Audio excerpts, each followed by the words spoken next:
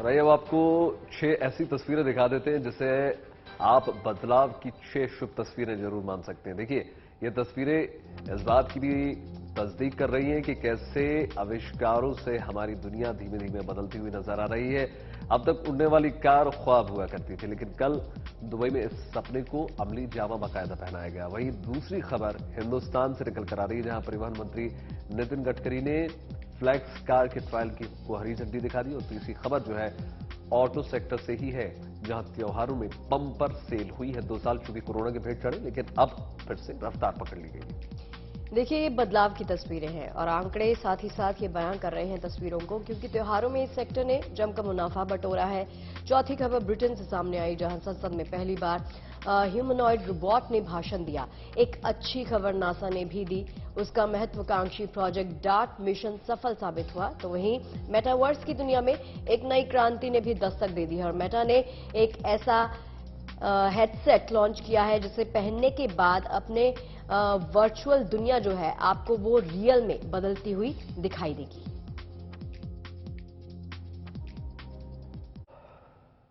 देखिए, जब से ट्रैफिक जैम ने लोगों को परेशान किया है, तभी से उड़ने वाली कार का सपना लोग लगातार देख रहे हैं। ये सपना कब पूरा होगा, ये सवाल अब तक सभी के मन में था, लेकिन अब ये लगता है कि उड़ने वाली कार दस्तक जल्दी ही देने वाली है। कैसे, देखिए इस रिपोर्ट के जरिए।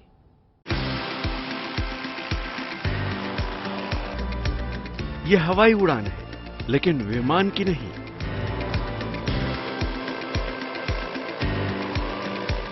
ये कार है, लेकिन आम नहीं, खास है।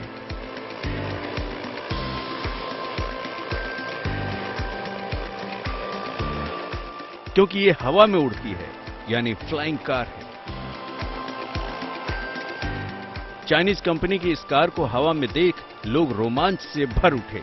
टेक ऑफ के बाद इस कार को वहां मौजूद हर कोई अपने मोबाइल में कैद कर लेना चाहता था।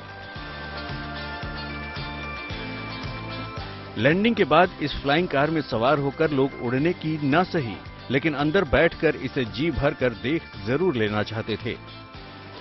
चाइनीज टेक्नोलॉजी और इलेक्ट्रिक व्हीकल बनाने वाली एक्सपेंग कंपनी की इस फ्लाइंग टैक्सी का सोमवार को दुबई में परीक्षण किया गया। इस दौरान X2 फ्लाइंग कार ने अपनी पहली सफल उड़ान भरी।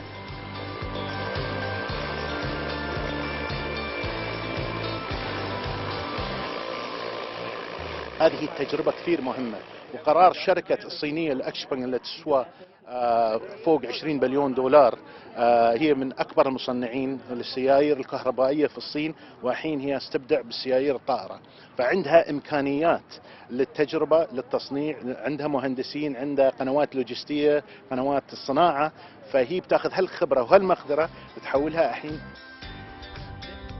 दुबई में इस फ्लाइंग कार का खाली कॉकपिट के साथ परीक्षण किया गया।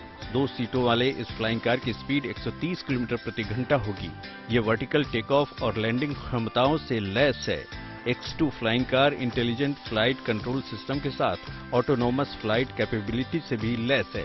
ये पूरी तरह से इलेक्ट्रिक है और 0 कार्बन उत्सर्जित करती है। कार बोर्ड पर 8 प्रोपेलर के साथ ये टेक ऑफ पर 500 किलोग्राम तक का भार ले जा सकती है। Most of the media and the public will see our flying car, and will be the very important base for the next generation flying car. हालांकि अभी इन फ्लाइंग टैक्सियों को सेवा में लाए जाने में काफी वक्त लगेगा, लेकिन भविष्य में इसकी अहम भूमिका हो सकती है। खासकर उन जगहों के लिए ये बहुत कारगर साबित हो सकती है जहां लोगों को ट्रैफिक जाम की समस्या से जूझना पड़ता है। Bureau report, good news today.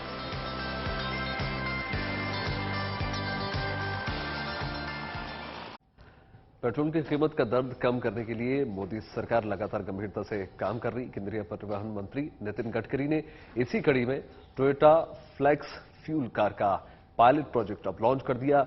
ये प्रोजेक्ट जो है प्रदूषण को कम करने को लेकर भी बहुत अहम माना जा रहा है। देखिए रिपोर्ट। केंद्रीय परिवहन मंत्री नितिन गडकरी जिस कार में सवार हैं, ये एक खास कार है। ये वो कार है जो एक से ज्यादा तरह के फ्यूल से चलती है, यानी वो कार जो पेट्रोल के अलावा ब्लेंडेड एथेनॉल और इलेक्ट्रिक पावर से भी चलती है। गडकरी ने मंगलवार को देश की पहली flexi fuel strong hybrid electric vehicle यानी FF-VSH EV लॉन्च की। जापान की टोयोटा कंपनी की इस पायलट परियोजना के तहत गाड़ी पूरी तरह से वैकल्पिक ईंधन एथेनॉल से चल सकती है, जिससे प्रदूषण को कम करने के साथ ही ईंधन का खर्च भी कम किया जा सकेगा। And most important thing is we are creating pollution, and pollution is a big concern, and our transport sector is contributing the major share of because of the pollution. Honorable Prime Minister, Honorable Bhupendra Yadav ji, we all have dreamed for carbon emission, and that is the reason that we need to encourage electric, ethanol, methanol, biodiesel, bio-CNG, bio-LNG and green hydrogen. Toyota के Corolla model में flex fuel kit को fit किया गया है। ये एक Altis FF-VSH EV है, जिसे पायलट प्रोजेक्ट के लिए टोयोटा ने ब्राजील से आयात किया है। फ्लेक्स फ्यूल एक ईंधन है जिसे गैसोलीन, मेथेनॉल या इथेनॉल के साथ मिलाकर बनाया जाता है, जिसमें पेट्रोल की कम मात्रा और बाकी चीजों की ज्यादा मात्रा होती है। फ्लेक्स फ्यूल से चलने वाली गाड़ियों को तैयार करने के लिए इंजनों में कुछ बदलाव करना होगा। इससे लोगों को महंगा पेट्रोल डीजल नहीं खरीदना होगा, साथ ही पेट्रोल डीजल के लिए दूसरे देशों पर निर्भरता भी कम होगी। I always feel that within 5 years we will replace petrol. It's very difficult. But I always telling people the impossible word, it means that I am possible. Bharat में पहली बार ऐसी कार आई है जो ब्लेंड फ्यूल पर चलेगी। दुनिया में यूएस, ब्राजील और कनाडा ही ऐसे देश हैं जहां फ्लेक्स फ्यूल गाड़ियां हैं। अब भारत में इसके जरिए बड़े बदलाव की कोशिश की जा रही है। Bureau report, good news today. देखिए, कोरोना के बाद हर सेक्टर की तरह ऑटोमोबाइल सेक्टर में भी बिक्री को लेकर उत्साह कम होने का नाम नहीं ले रहा था, लेकिन इस बार नवरात्रि में मां की ऐसी कृपा हुई है कि गाड़ियों की बिक्री के सारे रिकॉर्ड्स टूट गए। 2 व्हीलर्स और 4 व्हीलर्स ही नहीं बल्कि कमर्शियल और पैसेंजर व्हीकल्स की सेल भी बम्पर हुई है इस बार।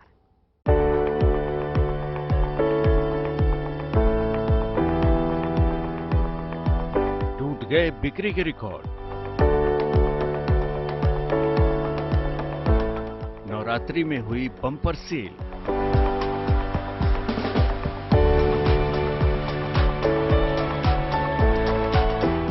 ऑटोमोबाइल इंडस्ट्री ने पकड़ी रफ्तार।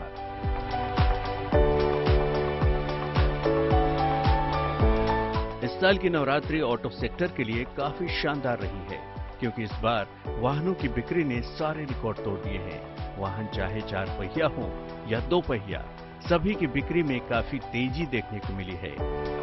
ग्राहकों ने 2 पहिया, तिपहिया और कमर्शियल वाहन, यात्री वाहन और ट्रैक्टरों की जमकर खरीदारी की है।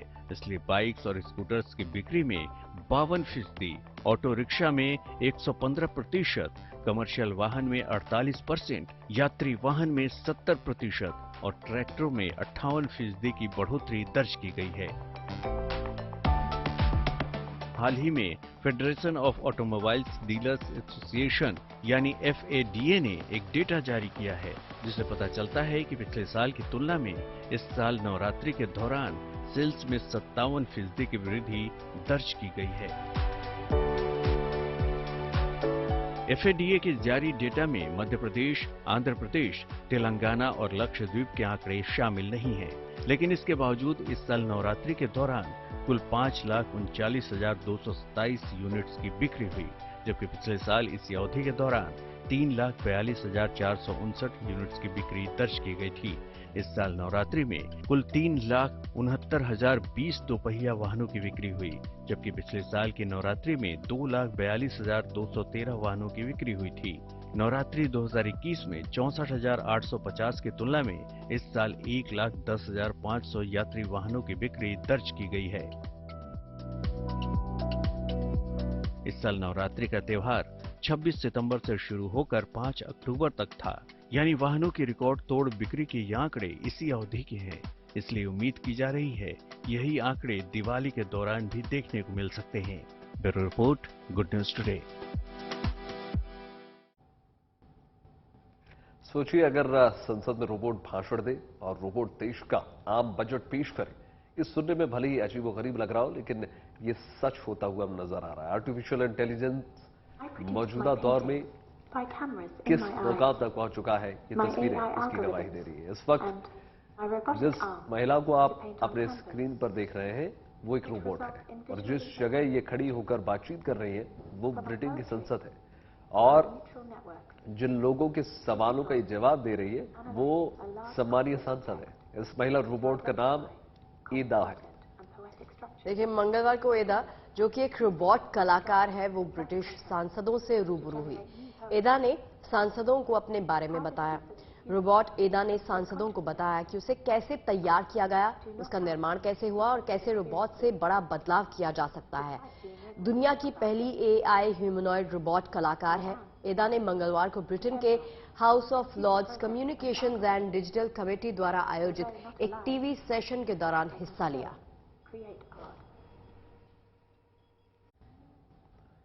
कहते हैं ना कि दुनिया संभावनाओं से भरी पड़ी है। जहां कुछ भी संभव है, बशर्ते उसके लिए टेक्नोलॉजी इनोवेशन कितना लाजमी है वो आपको बताते हैं। आज वो सभी चीजें संभव हैं जिनकी कल्पना नहीं की जाती थी।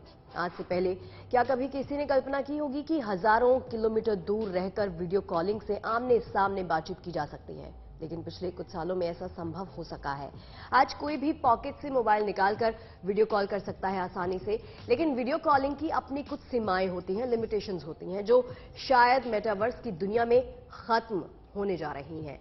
अब देखिए, मेटा प्लेटफॉर्म जो है, मेटा प्लेटफॉर्म्स ने मंगलवार को अपने क्वेस्ट प्रो वर्चुअल और मिक्स्ड रियलिटी हेडसेट लॉन्च किया। मेटा के सीईओ मार्क जकरबर्ग का दावा यह है कि ये नया हेडसेट मील का पत्थर साबित होने वाला है। मेटावर्स ने अपने मौजूदा हेडसेट क्वेस्ट 2 को तकनीकी रूप से अपडेट करके क्वेस्ट प्रो को तैयार किया है। यानी क्वेस्ट प्रो जो है वो पहले की तुलना में थोड़ा सा हल्का और पतला है। इसमें पतले पैनकेक लेंस और हेडसेट के पीछे पावरफुल बैटरी लगाई गई है। इतना ही नहीं, नए क्वेस्ट प्रो में मेटा ने एक ट्रैकिंग सेंसर लगा दिया है जो उपयोग करते हैं उनकी आंखों की गतिविधियों और चेहरे के भावों को आसानी से पढ़ा जा सकता है। 25 अक्टूबर से इसकी बिक्री जो है वो शुरू हो जाएगी। कीमत है इसकी $1500।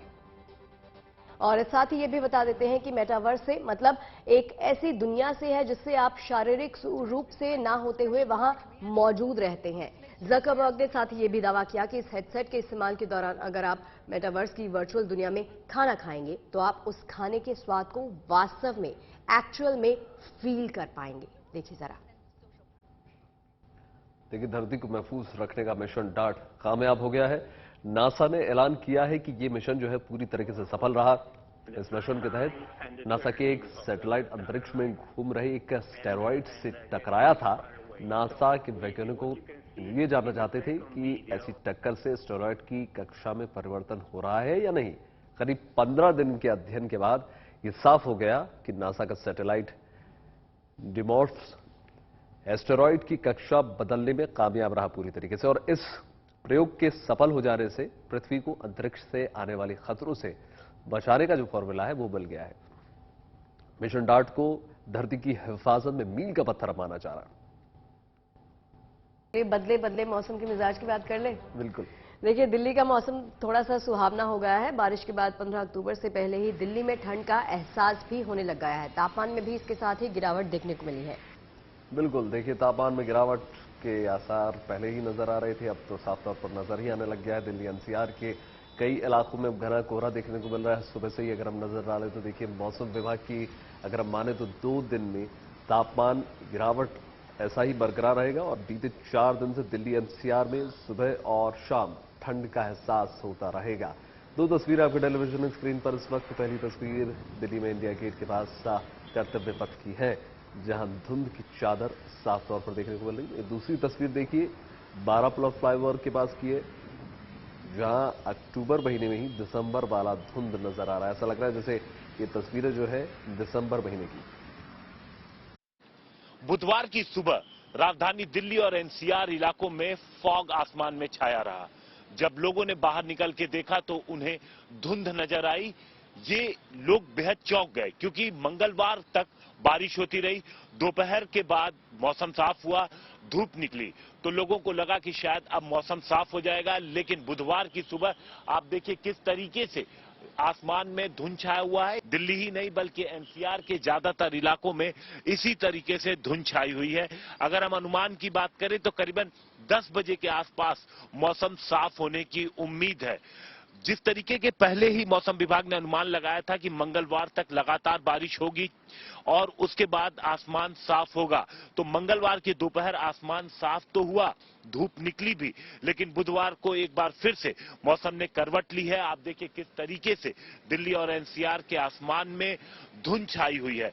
लेकिन जब मौसम पूरी तरीके से साफ हो जाएगा, जब बादल पूरी तरीके से छट जाएंगे, तो न सिर्फ टेम्परेचर बढ़ेगा, 30 डिग्री के पार जाएगा, जो 30 डिग्री से नीचे करीब 25 डिग्री के आसपास पहुंच गया था, बल्कि साथ साथ जो पॉल्यूशन का लेवल है वो भी बढ़ेगा। कैमरामैन अंकित खंडेलवाल के साथ हिमांशु मिश्रा, दिल्ली। और चलिए अब बात कर लेते हैं राम के धाम अयोध्या में होने वाले दीपोत्सव की तैयारियों की। देखिए, अयोध्या में दीपोत्सव को खास बनाने की तैयारी बड़े ही जोर शोर के साथ चल रही है। सीएम योगी आज दीपोत्सव की तैयारियों की समीक्षा के लिए अयोध्या खुद पहुंच रहे हैं जायजा लेने के लिए।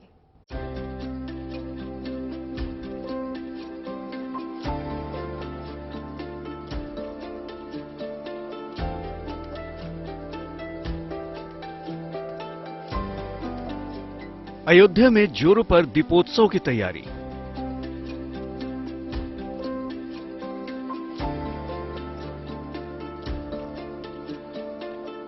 तैयारियों पर सीएम योगी की पैनी नजर।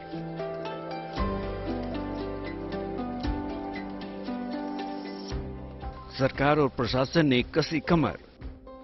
हर साल की तरह इस बार भी अयोध्या में दीपावली खास होने वाली है, इसलिए दिवाली के अवसर पर होने वाले दीपोत्सव की तैयारियां जोरों पर हैं। कार्यक्रम को सफल बनाने के लिए हर छोटे से छोटे काम पर बारीकी से नजर भी रखी जा रही है, ताकि कोई कमी न रह जाए। और इस बार तो कोशिश 16 लाख दियों को जलाने की है। राम की नगरी अयोध्या में दीपोत्सव पर साल दर साल दीपों की संख्या बढ़ती जा रही है और विश्व रिकॉर्ड भी बनते जा रहे हैं। ऐसे में इस बार भी पिछले साल का विश्व रिकॉर्ड तोड़ने की तैयारी की जा रही है, इसलिए सरकार से लेकर प्रशासन तक पूरी तरह सतर्क है। मुख्यमंत्री योगी आदित्यनाथ भी दीपोत्सव तैयारियों का जायजा लेने के लिए आज अयोध्या पहुंच रहे हैं। सबसे पहले सीएम योगी रामानुजाचार्य की प्रतिमा का अनावरण करेंगे। इसके बाद योगी श्री राम मंत्रार्थ मंडपम कार्यक्रम में शिरकत करेंगे। वहां से वो राम कथा संग्रहालय पहुंचेंगे और दीपोत्सव की तैयारियों की समीक्षा करेंगे। इससे पहले 11 अक्टूबर को अयोध्या के कमिश्नर ने दीपोत्सव की तैयारियों की समीक्षा की और अधिकारियों से उनके दिए काम का विस्तार से ब्यौरा मांगा और उनके किए काम का अपडेट भी लिया। इस बैठक में अयोध्या के डीएम और एसपी भी मौजूद थे। इस बार भी दीपोत्सव को यादगार बनाने की कोशिश जोर शोर से चल रही है और हो भी क्यों ना, इस बार राम की नगरी में एक साथ 16 लाख दिए जलाने का लक्ष्य तय किया गया है। यही नहीं, पहली बार इस दीपोत्सव में गाय के गोबर से बने दियों को भी जलाया जाएगा और लोगों को इन पवित्र दियों के इस्तेमाल के लिए प्रेरित भी किया जाएगा। इस बार अयोध्या के सरयू तट के कुल 38 घाट दियों से रोशन होंगे। हर घाट पर ज्यादा से ज्यादा दिए जलाने की तैयारी की जा रही है, ताकि पिछले साल का रिकॉर्ड में और सुधार किया जाए। आपको बता दें कि 2017 में राम की पैड़ी पर करीब 2.25 लाख दिए जलाए गए थे। 2018 में अयोध्या में राम की पैड़ी पर 3 लाख दिए जलाए गए। 2019 में दीपोत्सव में अयोध्या के प्रसिद्ध राम की पैड़ी पर 4.5 लाख दीप जलाए गए। वहीं 2020 में 6 लाख से अधिक मिट्टी के दियों को सरयू तट पर जलाया गया, जो कि एक विश्व रिकॉर्ड था। जबकि 2021 में राम की पैड़ी पर 9 लाख के दियों की रोशनी से विश्व रिकॉर्ड बनाया गया।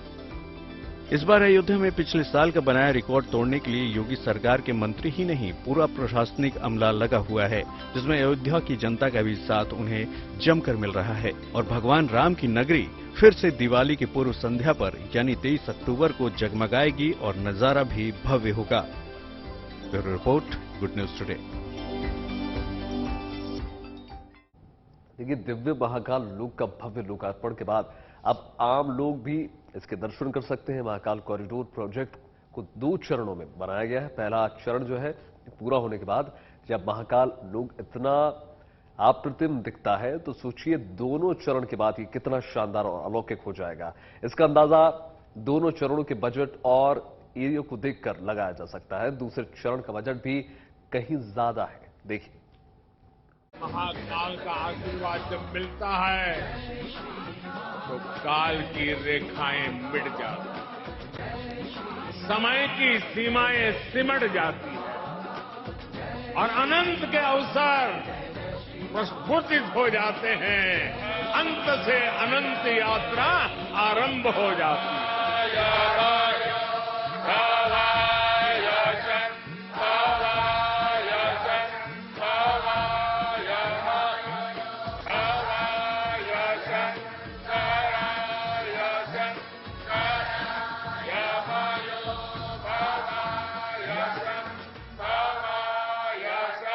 महाकाल लोक की ये दिव्य और अद्भुत छवि भला किसे अपनी ओर आकर्षित नहीं करेगी।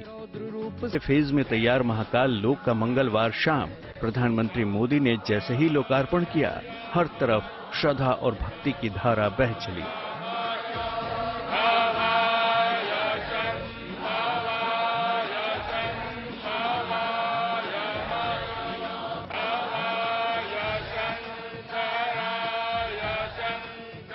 महाकाल के इस मनोरम दरबार में पहुंचकर प्रधानमंत्री मोदी ने पूरे भक्ति भाव से पूजा अर्चना की।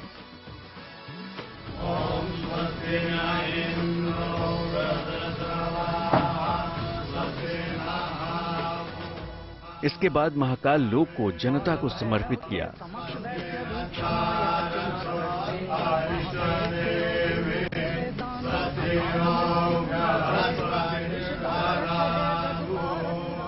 अब इसका दर्शन कर आम लोग भी आह्लादित हो सकेंगे।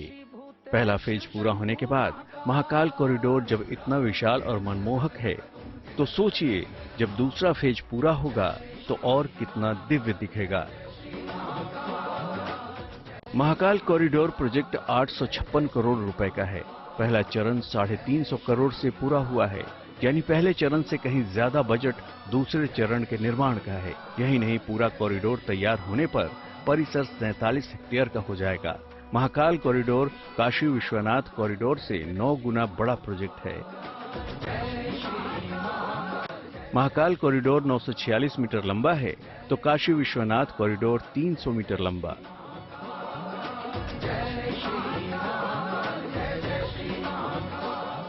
साफ है कि महाकाल कॉरिडोर पूर्ण होने के बाद और अलौकिक नजर आएगा।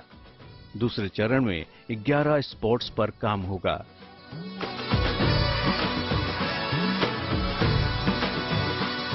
दूसरे फेज में महाराज वाड़ा परिसर के ऐतिहासिक भवन रीडेवलप होंगे। रुद्र सागर का जीर्णोद्धार होगा। छोटा रुद्र सागर तट पर ग्रीन बेल्ट विकसित होगा। रामघाट का सौंदर्यीकरण होगा। नई पार्किंग और पर्यटक सूचना केंद्र बनेगा। हरि फाटक पुल का चौड़ीकरण और पुल के नीचे रेलवे अंडरपास बनेगा। रुद्र सागर पर पैदल पुल बनेगा। महाकाल द्वार से रामघाट के बीच गार्डन जैसा क्षेत्र विकसित होगा। बेगम बाग मार्ग का विकास और सौंदर्यीकरण होगा। रुद्र सागर की लहरों पर म्यूजिकल फाउंटेन बनेगा और वाटर स्क्रीन शो शुरू होगा। महाकाल मंदिर की इमरजेंसी एंट्री और एग्जिट के लिए नया रास्ता बनाया जाएगा। लोक दिखेगा और इसकी छटा देखते ही बनेगी। Bureau report, good news today. जय महाकाल।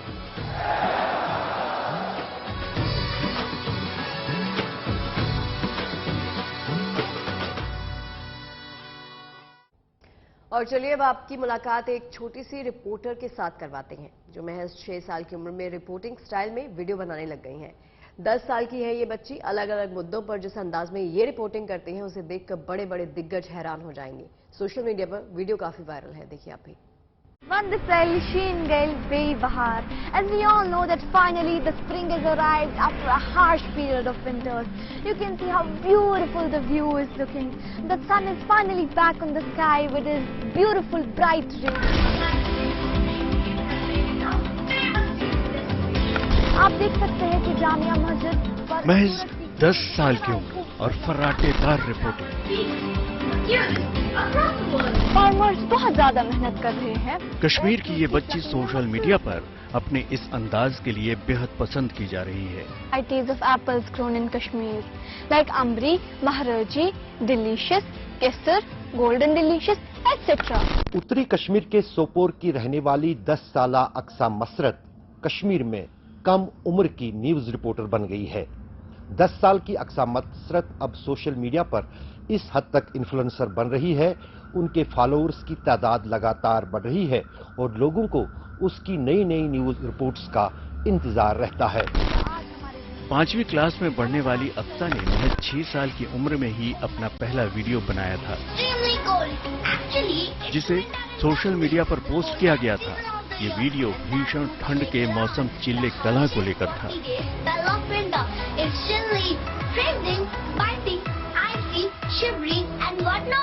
जब मैं अपने मामू के साथ टाइम स्पेंड करती थी, मैं उनके हाथ में एक कैमरा देखती थी, because of which I got incline towards the camera. मैं उनके साथ कैमरा ऑपरेट करना सीखती थी, मुझे बहुत मजा आता था, and in the same way I got incline towards the camera. मुझे मामू से मोटिवेशन मिली। जब मैं कैमरा देखती थी, I was like no, I also want to make my own videos.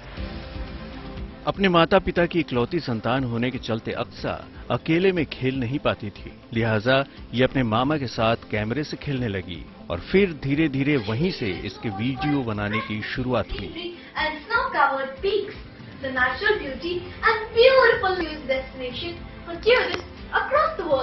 जब भी मैं होता था तो ये वहां से आके कैमरे को मतलब देखती थी, उसको ऑपरेट करना चाहती थी। इसका खिलौनों से ज्यादा कैमरे के साथ ही इसकी दिलचस्पी थी। हमने क्या किया, हमने एक फेसबुक चैनल क्रिएट की, यूट्यूब चैनल क्रिएट की और पहला वीडियो डाल दिया चले कलान का। और जिस वीडियो के बाद बहुत ही अच्छा रिस्पांस मिला, फीडबैक भी मिला। अक्सा कश्मीर की प्राकृतिक सुंदरता के साथ ही समस्याओं को लेकर भी वीडियो बनाती है।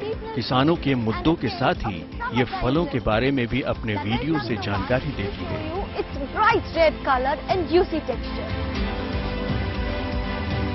मैं सोशल इश्यूज पे भी बात करती हूँ, अपने कश्मीर की ब्यूटी पे भी बात करती हूँ, कश्मीरी ट्रेडिशन पे भी बात करती हूँ और सोशल इश्यूज पे भी मैं बात करती हूँ। और for example my aim is to become an IAS officer. YouTube पर अक्सा के 2800 से ज्यादा सब्सक्राइबर हैं, तो फेसबुक पर 58,000 से ज्यादा फॉलोअर। बहरहाल IAS बनने के साथ ही अक्सा वीडियो बनाने के इस सफर को भी जारी रखने की ख्वाहिशमंद है, ताकि उसके आसपास के मुद्दों के बारे में लोगों को जानकारी मिलती रहे। श्रीनगर से अशरफ वानी के साथ bureau report, good news today.